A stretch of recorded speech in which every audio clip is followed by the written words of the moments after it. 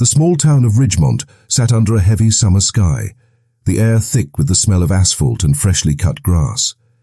It was the kind of place where people left their doors unlocked and waved at passing cars, a town that liked to believe it was untouched by the ugliness of the world. Main Street stretched like a thin ribbon through the heart of the community, lined with old brick buildings and faded awnings that had seen better days. Children rode bikes along cracked sidewalks, the clatter of their wheels mixing with the distant hum of lawn mowers. On the surface, life moved with the slow, familiar rhythm of a place where nothing shocking was supposed to happen. But beneath that calm, something restless was already beginning to stir. The police station stood at the edge of downtown, a squat square building with white paint peeling from the trim and a flagpole that clanged softly in the wind. Inside, the scent of stale coffee clung to the walls, and the buzz of fluorescent lights filled the silence between ringing phones and the occasional creak of heavy boots on linoleum. The officers who worked there carried themselves with the quiet confidence of men who believed they knew their town and everyone in it. They played cards in the break room, shared weekend fishing plans, and laughed over inside jokes. Yet behind their easy smiles, some tensions never made it into the open, an unspoken hierarchy that dictated who was respected and who was merely tolerated. Among them was Officer Mark Reynolds, a man in his late 30s with a square jaw and a reputation for keeping order his own way. He had grown up in Ridgemont, the son of a former sheriff, and wore his badge like an inheritance. His voice carried a sharp edge that made rookies nervous, and his blue eyes could turn cold without warning. Around town he was known for being quick to pull someone over, quick to let them know when they didn't belong. Some called it protecting the community. Others whispered different words when he wasn't in earshot. Mark liked the power that came with his uniform. He liked the way people lowered their eyes when he walked into a room. To him, respect wasn't given. It was taken. Miles away, a man named David Harris drove into town with his windows rolled down, the warm air rushing against his face. He was in his early 40s, tall and steady-eyed, with a quiet strength about him. His car was packed with boxes, each one filled with pieces of a life that was about to change. David had spent years working in bigger cities, dealing with the kind of problems small towns rarely faced. He knew what it meant to stand in the middle of chaos and find order. Coming to Ridgemont was supposed to be a fresh start, a chance to build something meaningful in a place that still believed in second chances. He kept his plans close, sharing little with the strangers who watched him from porches as he drove past. On the evening that would change everything, the town seemed almost too perfect. The sun dipped low, spilling orange light across the two-lane roads and the slow-moving river that cut through the woods. Couples sat on the steps of old houses, sipping sweet tea as fireflies began to glow in the grass. At a small diner near the edge of town, the neon sign flickered to life, casting a soft red glow over the gravel parking lot. Inside, conversations about high school football and upcoming church picnics filled the air. Nobody knew that somewhere nearby, 2 lives were on a collision course, and the first spark was already waiting to catch. Mark ended his shift later than usual that night, his mood soured by a call that had gone nowhere. He tossed his coffee cup into the trash, muttering under his breath as he stepped into the thick night air. The streets were quiet, the kind of quiet that made every small sound feel louder. He liked these hours, when the town belonged to him and the rules felt like suggestions. As he slid into his cruiser, he spotted a car he didn't recognize parked near the river. A black man leaned against the hood, arms crossed, eyes on the water. Mark's chest tightened. Outsiders always caught his attention, especially those who didn't seem nervous to be there. He turned the key, the engine roaring to life as he pulled out of the lot.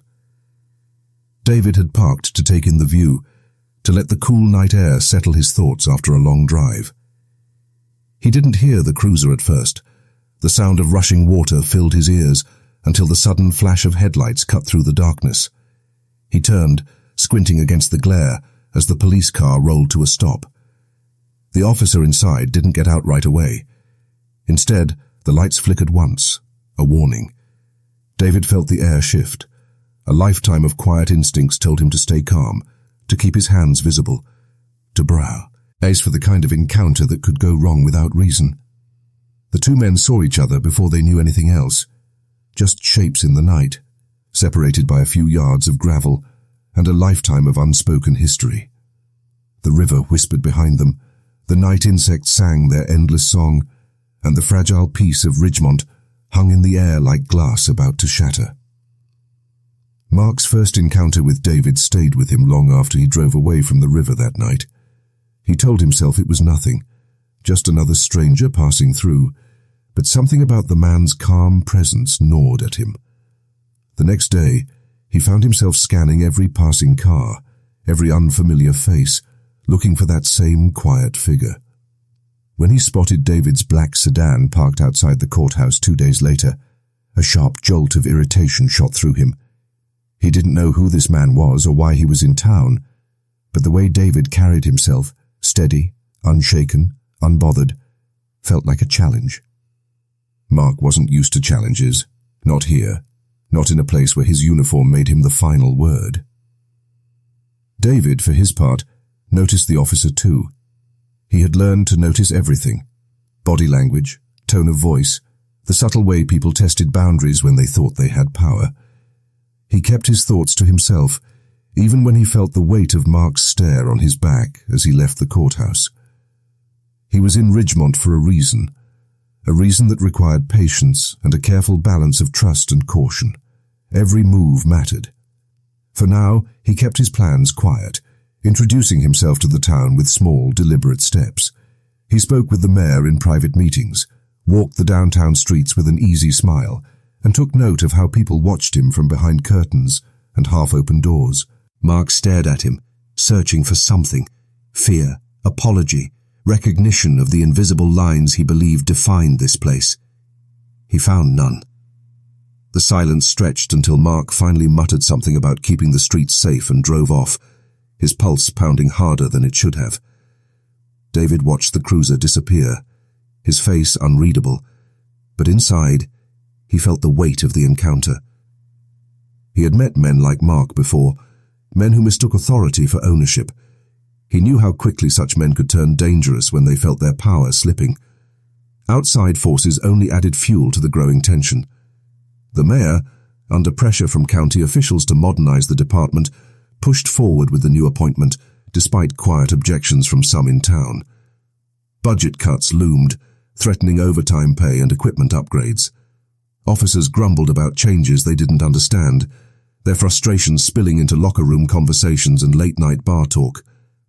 Mark heard every complaint and stored it like ammunition, convincing himself that he was the only one who truly cared about protecting the way things had always been. At home, Lisa noticed the darker edge in Mark's voice. He spoke more often about outsiders ruining what made the town safe, his words sharper each night. Once, when she suggested that change wasn't always bad, he slammed his hand against the table hard enough to rattle the dishes. He apologized quickly, but the flash of anger lingered in the air long after. Lisa began to wonder if the man she thought she knew was starting to slip into someone she didn't recognize. David felt the pressure too, though he wore it differently. In private moments, he allowed himself to think of the weight he carried, the expectations of the mayor who had quietly recruited him, the eyes of a town that measured every step he took, and the memory of past confrontations that had ended in violence in other places. He had come to Ridgemont to build bridges, but some bridges were made of dry wood and were waiting for a spark. The spark came on a late summer night, heavy with the smell of rain. Mark was off duty, his uniform replaced by a worn t-shirt and jeans, but the authority he felt never left with the badge. He walked into a crowded bar near the edge of town, the sound of laughter and clinking glasses mixing with the low hum of a jukebox. Across the room, David stood at the counter, speaking with a group of town officials. Their conversation was easy, their smiles genuine.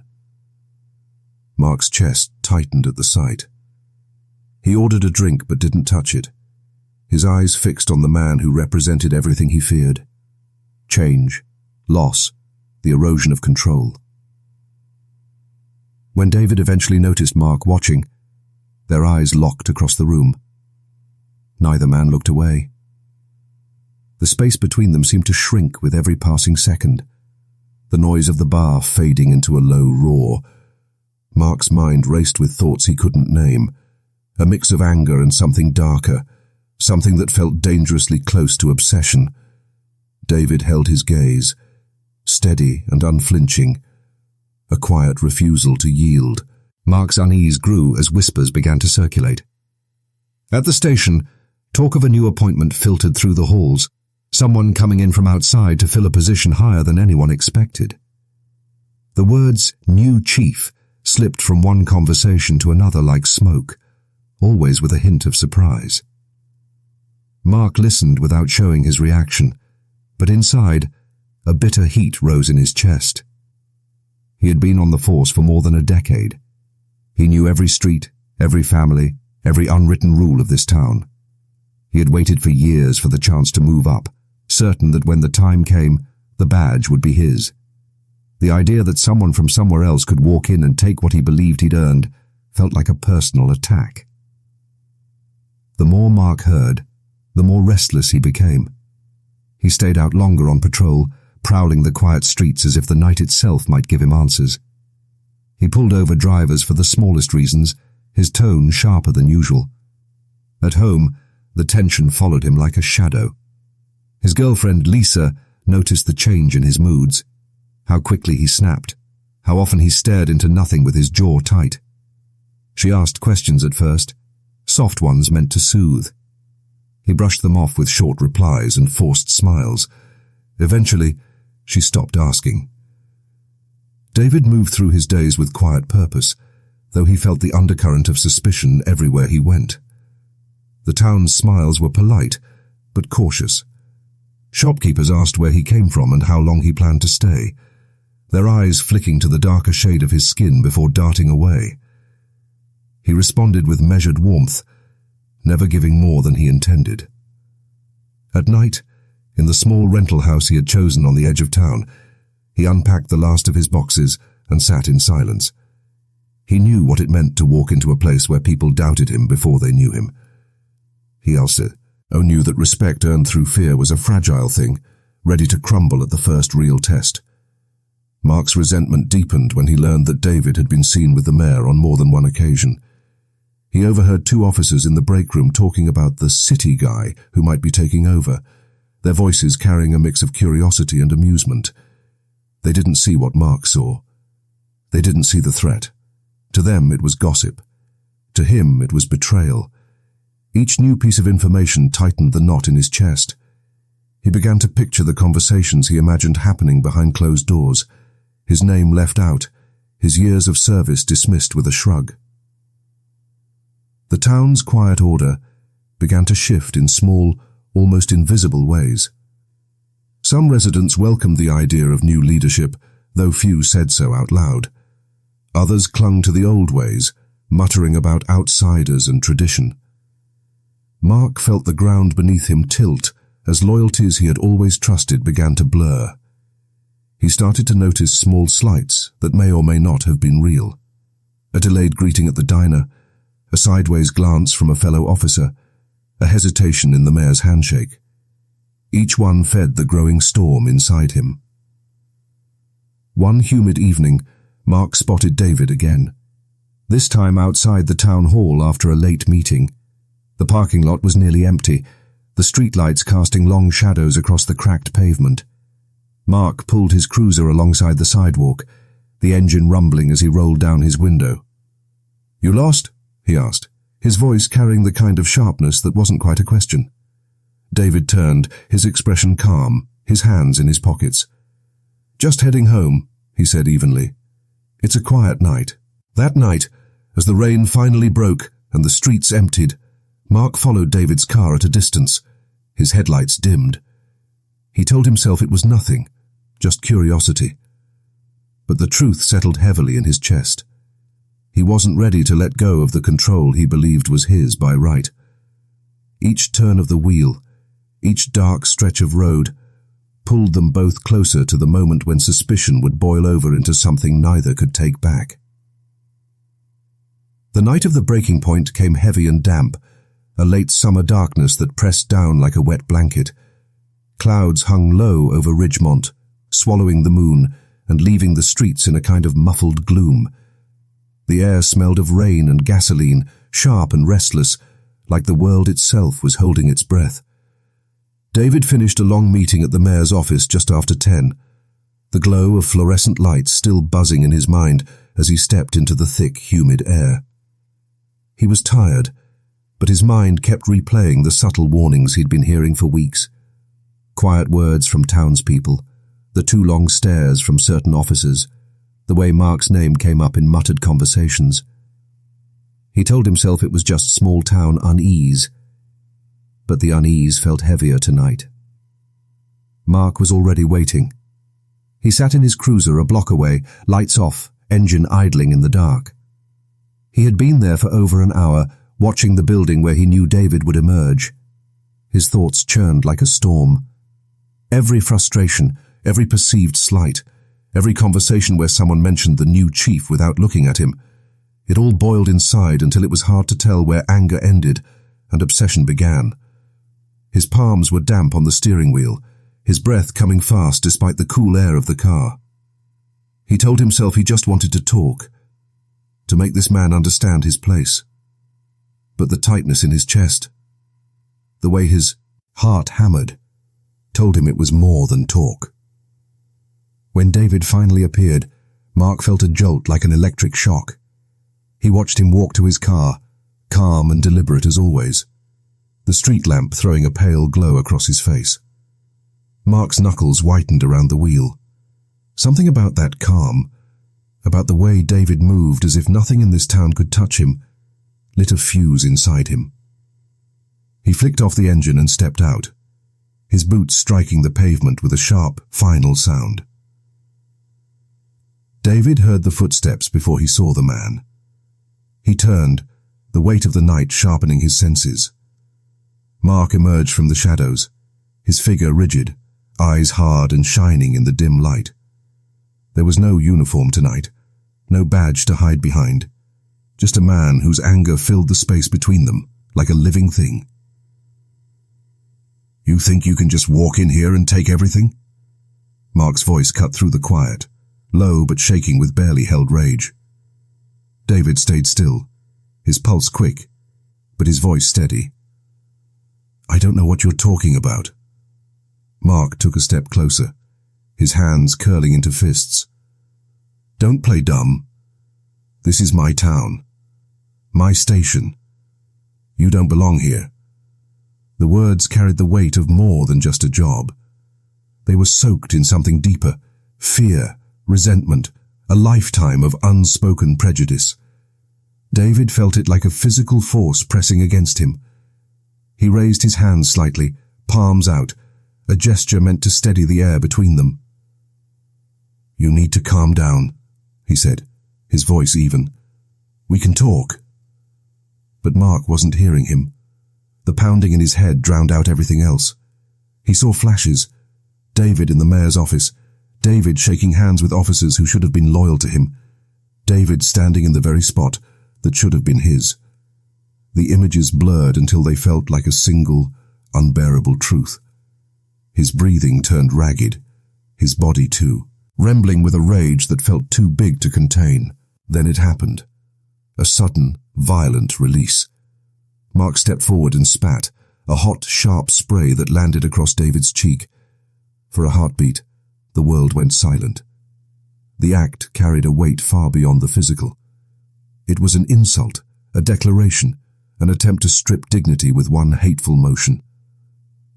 The wet sting burned on David's skin, but the deeper wound cut somewhere colder, older, a pain that carried the weight of history. David's breath caught, a sharp inhale that felt like it might break him in half. His mind raced, instincts screaming to react, to defend, to strike back. He thought of every lesson learned in a world that demanded restraint from men who looked like him. He thought of the thin line between survival and tragedy. His fists clenched at his sides, nails biting into his palms. The taste of iron filled his mouth, though he hadn't been hit. every second stretched like a lifetime. Mark's eyes were wild now, his chest heaving as he stepped closer, close enough that David could smell the bitter tang of sweat and beer on his breath. "You don't belong here," he repeated, each word like a hammer blow. "You never will." Something shifted inside David. Not anger, not fear, but a cold clarity. He met Mark's eyes, steady and unflinching, refusing to give the reaction that Mark seemed to crave. "This isn't your town," he said quietly. "It belongs to everyone." The words, calm and certain, only fed the storm. Mark's hand shot out, grabbing David by the collar with a force that yanked him off balance. The sudden violence jolted the night alive. David stumbled, his back hitting the side of his car with a hollow thud. Pain flared across his shoulder, but he kept his eyes on Mark, even as the officer's grip tightened. "Let go," David said, his voice low but firm. "Right now." For a flicker of a second, something almost like doubt crossed Mark's face. His grip slack, in it just enough for David to twist free, shoving Mark back with a burst of strength born of adrenaline and survival. Mark stumbled, his boot catching on the uneven pavement.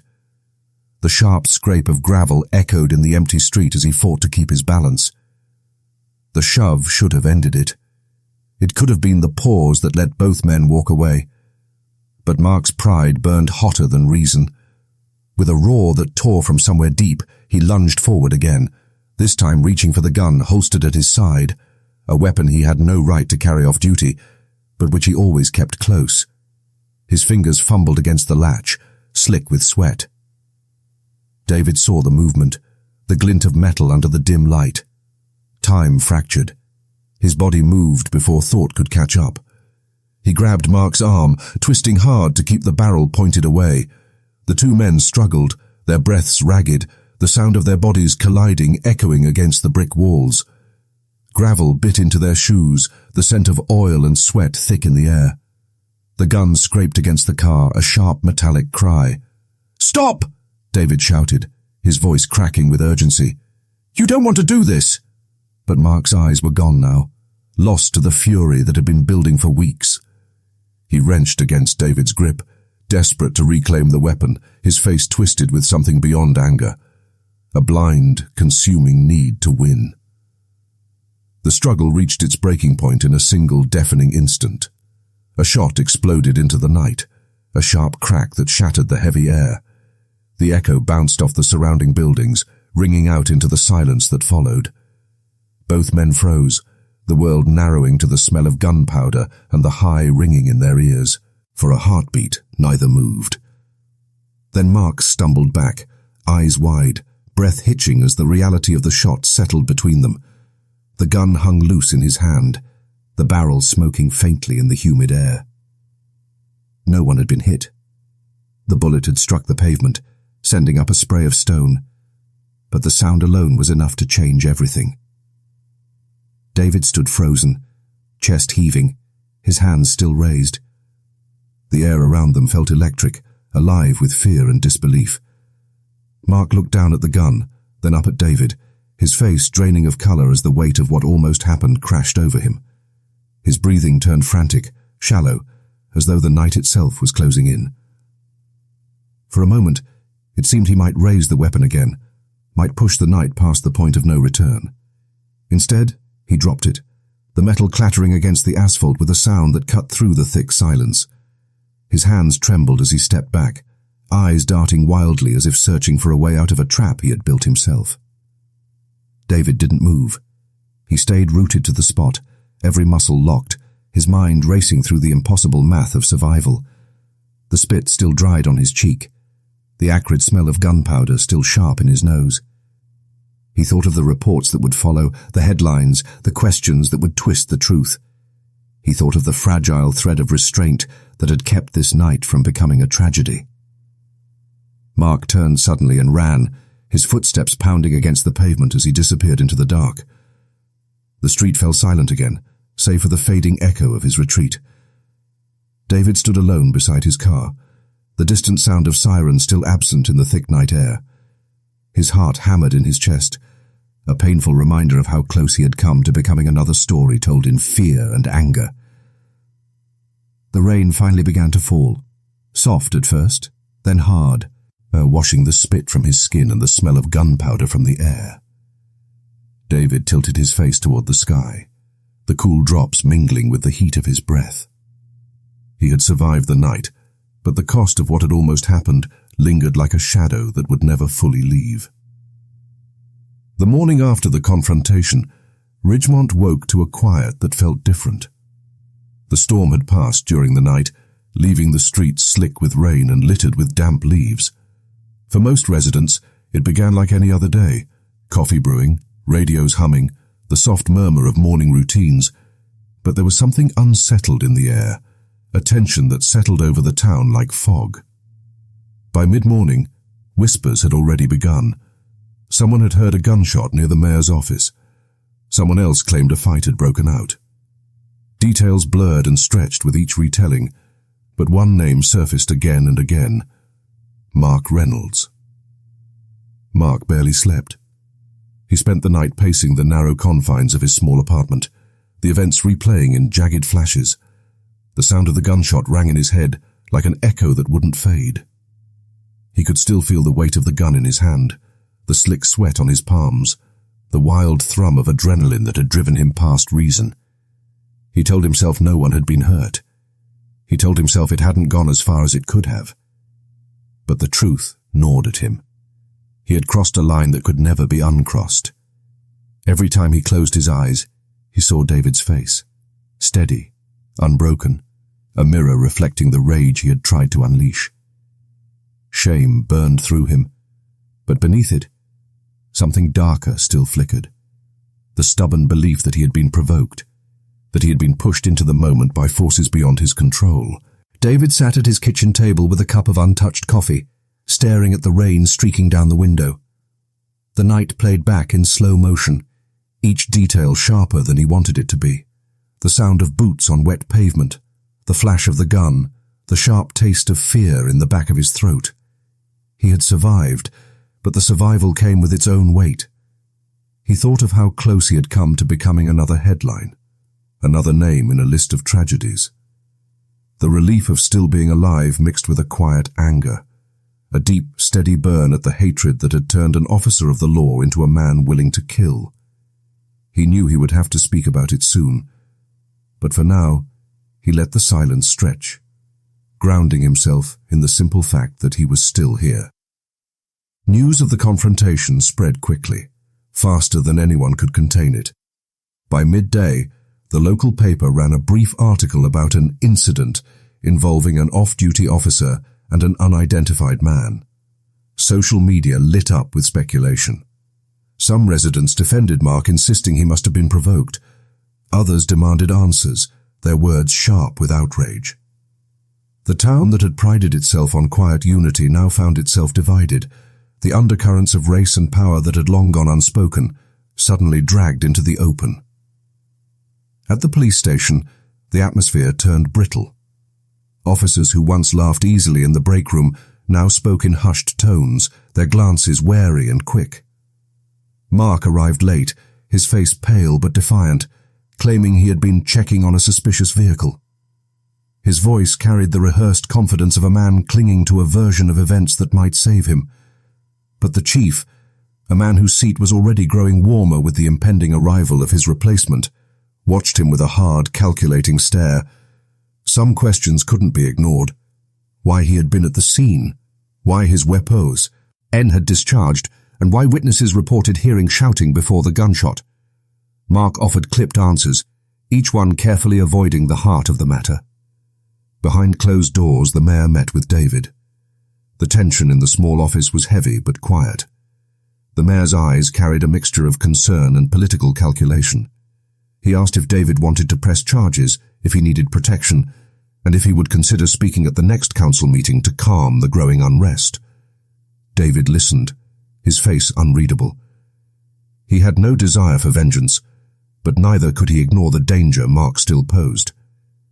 He chose his words carefully, insisting on accountability without inflaming the already raw emotions of the town. He knew every sentence would ripple outward, shaping not only his future, but the fragile future of Ridgemont.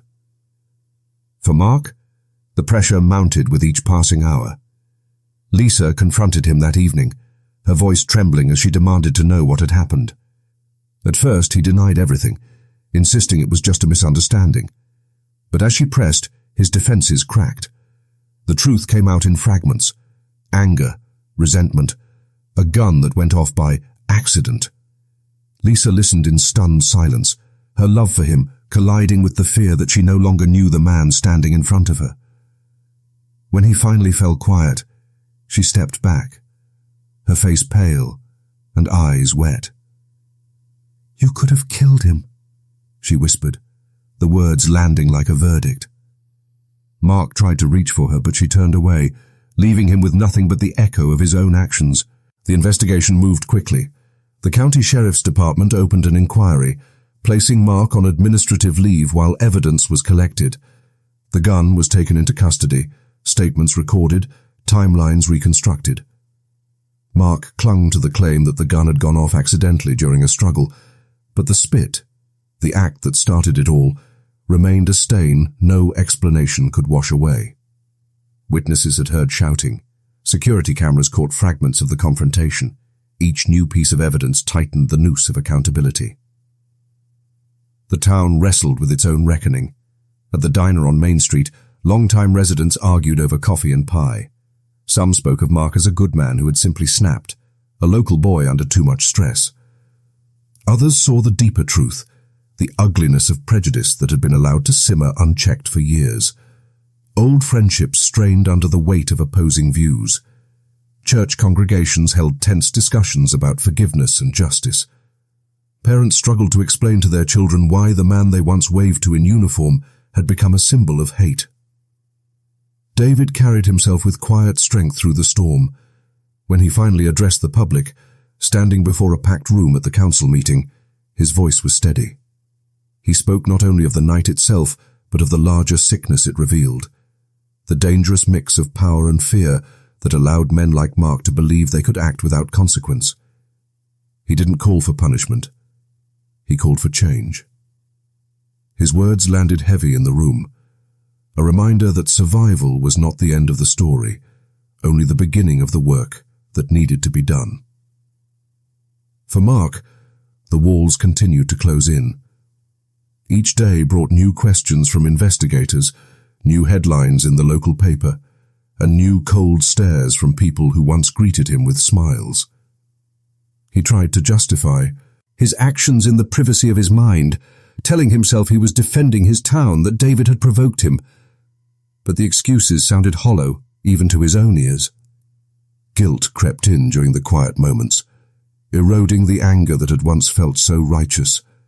Sleep became a stranger, replaced by long nights of pacing and the endless replay of a single, deafening gunshot. Lisa eventually packed a small bag and left, unable to live under the same roof as a man whose rage had nearly turned deadly. Her departure cut deeper than any official punishment, a private verdict that left Mark alone with the consequences of his choices. The apartment, once a refuge, became a cage of silence broken only by the occasional knock from investigators or the low hum of a phone that never brought good news. Weeks later, the announcement finally came. David Harris was officially named the new chief of police for Ridgemont. The mayor framed it as a step toward progress, a chance for the department to rebuild trust and move forward. The decision drew cheers from many and quiet resentment from others, but the message was clear: the old order had been broken. Mark watched the announcement on a small television in his darkened apartment, the glow of the screen painting his face in cold light. He felt the weight of everything he had lost, not just the job he thought was his, but the respect, the certainty, the belief that he was untouchable. The town slowly began to heal, though scars remained. Conversations about race and power no longer hid behind polite smiles. Parents used the story as a lesson for their children about dignity, courage, and the danger of unchecked hate. Some friendships were repaired, others never recovered. The streets of Ridgemont looked the same, but the people who walked them carried a new awareness of the fragile lines that held their world together. For David, the road ahead was both hopeful and heavy. He accepted the badge with humility, aware that his role was not only to lead, but to prove that justice could exist in a place where it had once faltered. Late at night, when the town lay quiet, he sometimes thought back to that humid evening. The spit on his face, the flash of the gun, the sound of his own heartbeat against the silence. He knew the memory would never leave him, but he also knew it would not define him. What mattered now was the work, the slow, steady building of something better than what had almost destroyed them all. The courtroom smelled faintly of old wood and stale air, a mix of history and judgment that clung to every surface. Months had passed since the night that changed everything, yet the weight of it all still hung heavy on the faces of everyone present. Derek sat with his head high, his uniform pressed and perfect, the badge on his chest gleaming beneath the lights. He was no longer just the man who had been spat on in a dark alley. He was Chief Derek Miles now, the highest-ranking officer in the department.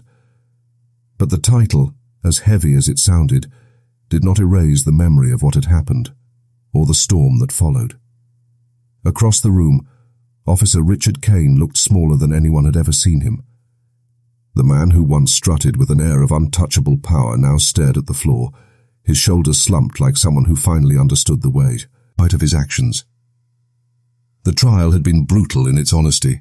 Witness after witness described the night of the assault in painful detail, the way Kane's voice had cracked with anger, the spit that had landed like an open wound, the flash of rage that lit up his face. Videos captured on nearby cameras didn't let him hide. Every frame was a reminder of how quickly hate could show itself when someone believed they were in control. The jury deliberated for only a few hours before delivering their verdict. Guilty of assault, guilty of misconduct, guilty of bringing shame to the very uniform he wore. Kane's career was over, his pension gone, and a prison sentence was waiting to carve out years of his life. For some, it was justice. For others, it felt like only a fraction of what he deserved. Derek, even as the victim, carried a different kind of burden. Becoming the new chief so soon after the attack brought whispers and second-guessing. Some said he only got the job because of what happened. Others claimed it was a political move, a way to calm the outrage that had spread through the city. Derek heard every rumor but kept moving forward. He knew that every decision he made now would be judged harder than anyone else's. Being black in a position of power in a system that had long resisted change meant every step was watched, every mistake magnified. But he also knew that turning away wasn't an option. The uniform didn't belong to Kane or anyone like him. It belonged to the people who still believed in justice, even when justice felt fragile. Outside the courthouse, crowds gathered every day of the trial. Some came to support Derek, holding signs that demanded accountability and change. Others came to defend Kane, insisting he had been provoked, that one moment of anger shouldn't define a lifetime of service. The city itself felt split in half. Old wounds about race, authority and trust bled into the streets. Families argued at dinner tables. Friends stopped speaking. It wasn't just about two men anymore. It was about everything the moment represented. How power corrupts, how hate hides until it can't anymore, and how a single act can expose truths that many would rather ignore. For Derek, the hardest part wasn't standing on the witness stand or facing the man who tried to humiliate him. It was looking out at the community he swore to protect and seeing how deep the divide ran. He thought about the young officers coming up behind him, the ones who still believed they could change the system from within. He thought about the kids in the neighborhoods who watched the news and wondered if the badge could ever mean safety instead of fear. His new role wasn't just about running a department. It was about proving that leadership could look different, that authority didn't have to come with cruelty. Richard Kane's sentencing was quiet compared to the trial. There were no loud protests that day, no chants outside the courthouse. He stood before the judge, his hands trembling as the sentence was read. 5 years in prison.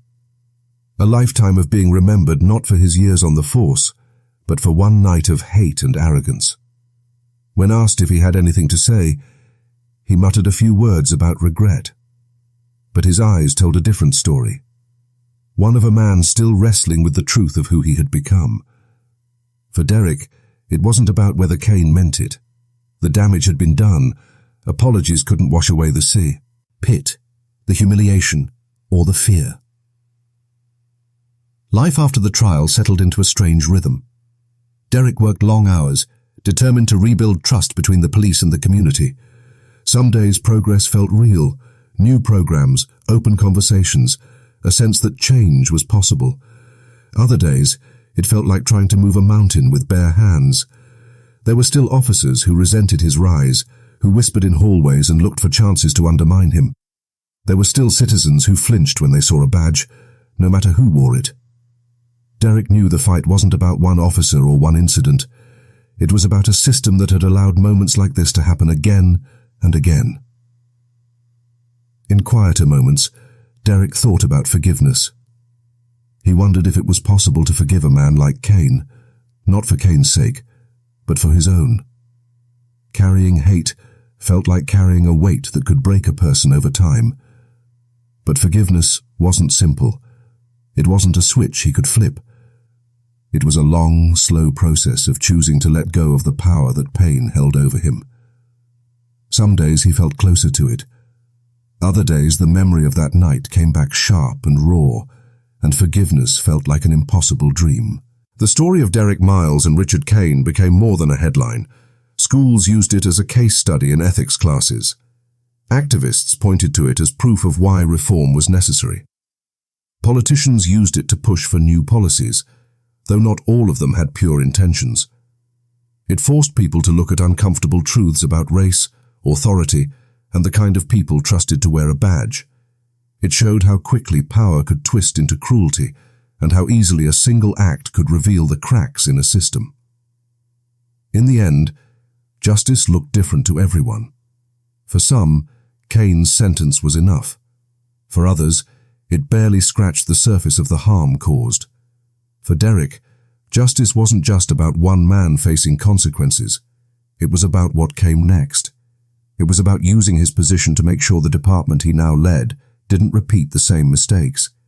It was about proving that power could be used to protect instead of harm. The night Cain spat on him would never disappear from Derek's memory.